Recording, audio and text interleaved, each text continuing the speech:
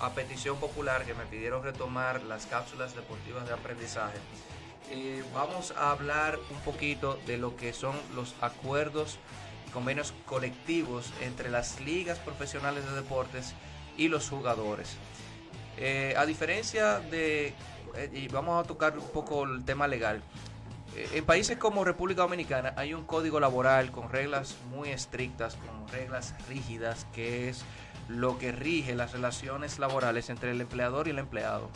En Estados Unidos, que tienes un país federado donde hay leyes estatales y leyes federales, no tienes esas reglas tan estrictas. Entonces, la práctica consuetudinaria ha sido que en industrias de esa naturaleza, como los deportes, la industria automotriz, por citarle dos ejemplos puntuales, lo que tienen son acuerdos colectivos entre el gremio de los empleados y los empleadores. En el caso de los deportes, los propietarios de los equipos y los jugadores que componen el plantel, que son miembros de la asociación.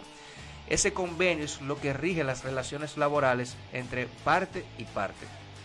En el caso particular de la NBA y de MLB, que son los dos casos que quiero mencionar hoy día, esas reglas son las que dictan cómo se manejan las contrataciones de personal dentro de la industria de cada uno de esos deportes. El de MLB es más simple, no existe, por ejemplo, el tope salarial, a diferencia de la NFL, la NHL y la NBA. Simplemente hay un monto a partir del cual se paga un impuesto de lujo, que me parece que este año es a partir de 279 millones. Tienes varios escalafones hasta que llegas a 224. Y mientras más alto estás en el escalafón, vas pagando una penalidad sobre ese monto. Y cada equipo puede contratar el jugador que entienda en el momento que entienda y puede hacer cambios en el transcurso de la temporada, hasta, o sea, cambios me refiero a trade, valga el anglicismo, hasta el 31 de julio. En la NBA, ¿qué sucede?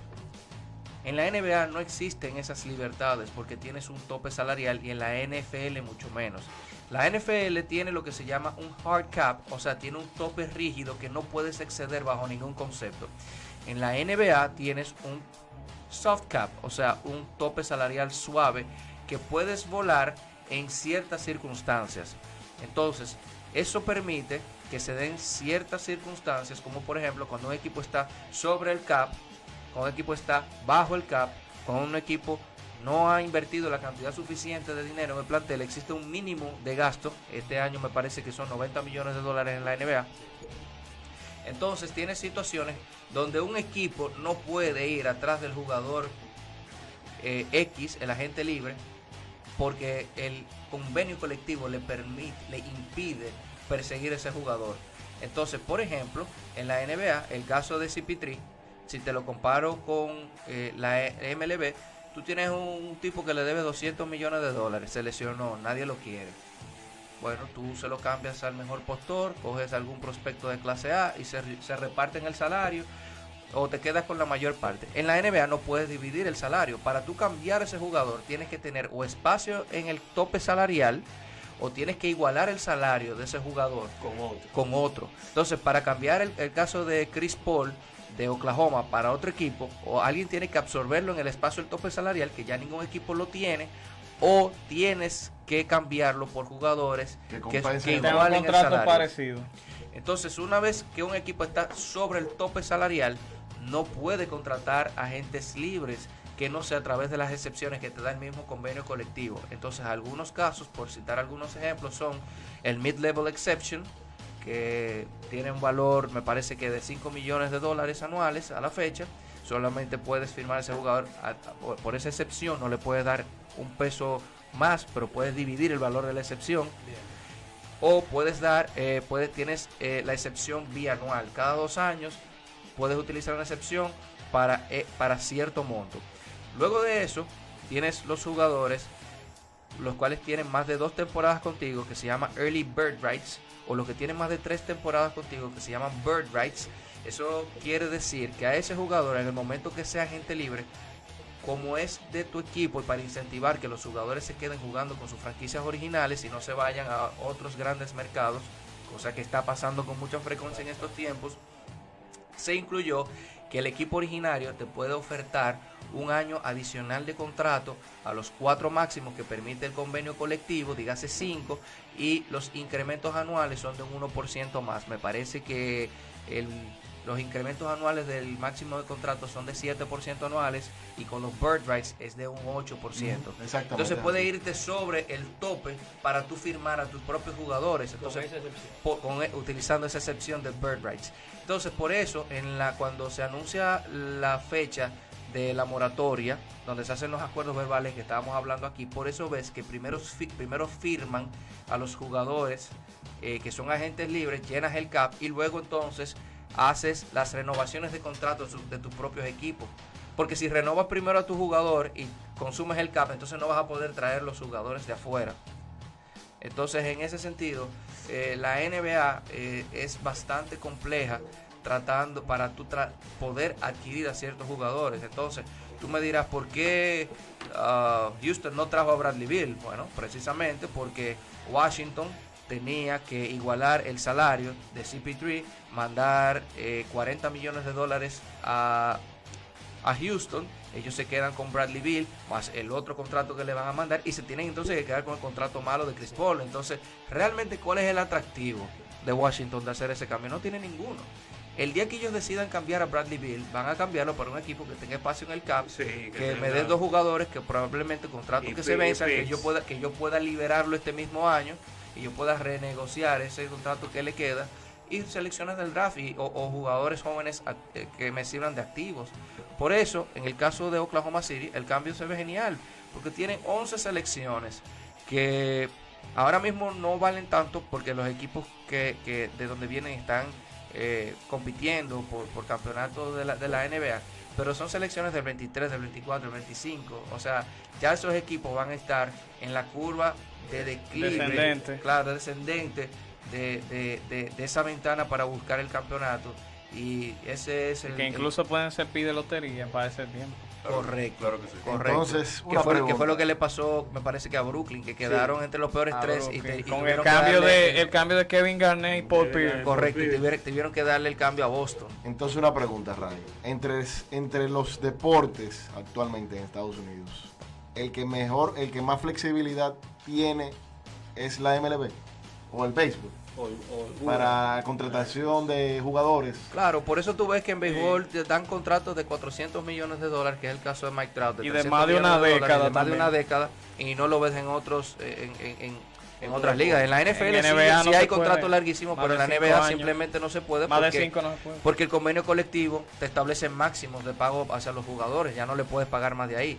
Ni él puede ganar más dinero, ni yo puedo invertir más de esa suma. Inclusive el convenio colectivo actual, el que está vigente, establece que el 51% de los ingresos debe de ir a salario de los jugadores. Y el equipo que, por ejemplo, no invierta suficiente en el piso salarial, que no invierta los $90 millones al finalizar la temporada, debe repartir el dinero que le hace falta para llegar ahí entre los jugadores de su plantel en partes iguales. Algo para agregar. Algunas personas que se preguntan, cuando un jugador de la NBA le pagan una cierta cantidad de dinero y dicen, pero ese jugador no lo vale. Y el caso de Chris Middleton, por ejemplo. Sí, y el mismo situación Mike Conley. Correcto. Y es por lo que usted está explicando, que tienen que gastar un monto. Correcto. Anual Mínimo. Si no lo gastan, lo penalizan. Exactamente. Entonces, hay una persona que no esa información no la maneja, y es por esa razón. Tengo una pregunta. Hasta 2 que usted quiera. Una pregunta que me mandan por WhatsApp. Si tú tienes un jugador en tu plantel, de NBA específicamente, tienes un contrato con el jugador de 3 años, pero el equipo lo manda a waiver después de su primer año, ¿qué sucede con los próximos 2 años de contrato? Me parece que en la NBA, al igual que MLB, los contratos son garantizados, y lo que dice que el contrato está garantizado tienen que pagárselo hasta el último centavo. Okay. Entonces, en el caso de la NBA, que fue lo que pasó con Chris Bosh, se te queda ese salario ocupándote el espacio en el tope salarial y no lo puedes utilizar. Pero supongo, o sea, no lo he leído, pero a mi creer ahora mismo, tengo que leerlo, eso es algo muy muy vago lo que voy a decir ahora. Me imagino que tiene que haber un tipo de cláusula, ya que fue una enfermedad Ah, bueno, sí. específica. O sea, sí, tiene sí, que haber sí. una El cláusula caso- especial sí, debido a sí. la enfermedad. Sí, hay cláusulas. El caso de Chris Bosh, de Mirza Telerovich, de Timofey Mozgov y no me recuerdo el nombre, el de los Timberwolves de Minnesota, el centro. Pekovic. Sí, Nikola Nikola Pekovic. Pekovic. Luego de un año fuera de, sin uniformarte, sin poder jugar, un panel de médicos que funge como árbitros tienen que declarar que el jugador no está apto para jugar y te retiran el dinero del cálculo del tope salarial, pero el equipo tiene que pagarle como quiera al jugador. Sí, se va igual. En el caso de muchos de esos jugadores, a muchas franquicias aseguran los contratos y ese tipo de enfermedades, pues un buen porcentaje lo paga el seguro. En la NBA no me llega ningún caso a la memoria, pero en MLB puedo citar el caso de David Wright. El seguro le pagaba a David Wright el 70 o el 80% del contrato. Otro ejemplo. Ryan Howard también. Otro ejemplo, el que era de los Rangers. Prince Fielder. Prince Fielder. Sí, Prince Fielder Ryan también. En Detroit. Cuando lo cambiaron de Detroit a los Rangers, Detroit pagaba $9 millones de un salario que me parece que rondaba los 27. Los Rangers pagaban 18 y de esos 18 me parece que la póliza pagaba 14 o 15 anuales. Él se hizo una fusión spinal fusion de vértebra, se le fusionaron unas vértebras y no pudo jugar más. Fue declarado que no era apto para juego y su contrato fue... Lamentablemente. Un mal ejemplo jugador. de un dominicano es Manny Ramírez, todavía está cobrando en Grandes Ligas. Sí. Al día de hoy sí. Pero el caso de Manny es diferente. En la NBA creo que eso no se puede. No, no, Creo no. que lo permite. Porque Pero, allá pero en el caso hacen de el- Manny, de MLB, De Bobby Bonilla. De Juan Encarnación. Con el Con San incidente Luis. que hubo con San Luis. Juan Encarnación salió por enfermedad. O sea, recuérdate que no existe ninguna obligación del equipo de asegurar el contrato. Eso es una opción que ellos tienen. Por ejemplo, el dueño de Boston no le gusta asegurar los contratos y él tuvo que pagar el contrato del Panda, el de Hanley De Hanley. Ramírez y todo eso de su bolsillo. En el caso de Juan Encarnación, que él salió de juego producto de un batazo que le dieron en el ojo, no jugó más, tristemente. No recuerdo ahora cuánto tenía garantizado. Pues él cobró, quién se lo pagó no sé, pero él cobró ese dinero. Atención a los entrenadores de prospecto. Perdón, para yo cerrar el tema ahí.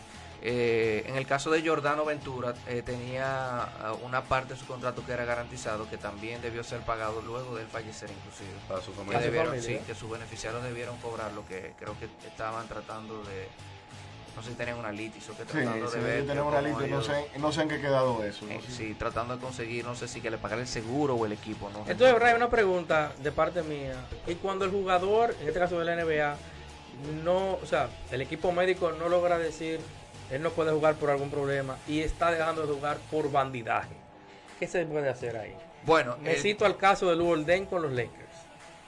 pero no era el Walden que se negaba a jugar, era el equipo que no quería ponerlo a jugar. Por eso, bandidaje de cualquiera de los ámbitos. Bueno, No, el equipo no tiene que ponerte en juego obligado. funciona de dos formas. Exacto. En el caso del equipo, realmente tú eres un empleado mío y yo a ti te doy el uso que yo entienda. Claro. Ya ahí no hay nada que hacer. Pero es que el hombre no estaba ni en la banca, o sea, era un Bueno, problema extremo, si se puede llamar. de No una había forma. ningún problema. Simplemente el equipo quería darle. Pero era paso. caro, el más caro del equipo. Si el equipo no te quiere utilizar, está en todo su derecho porque eres empleado del equipo y realmente ellos te utilizan como ellos quieran.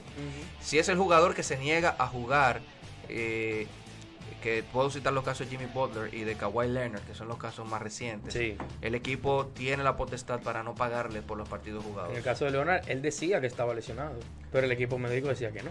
Obviamente el tiempo le ha dado la razón a Leonard, pero lo que quiero decir es que el equipo, de haberlo entendido, que estaba sano para jugar y que el jugador no quería, podía retener los salarios por los partidos dejados de jugar. Y en ese caso, San Antonio no lo hizo para no entrar quizás en una disputa, un conflicto mayor con Kawhi Leonard.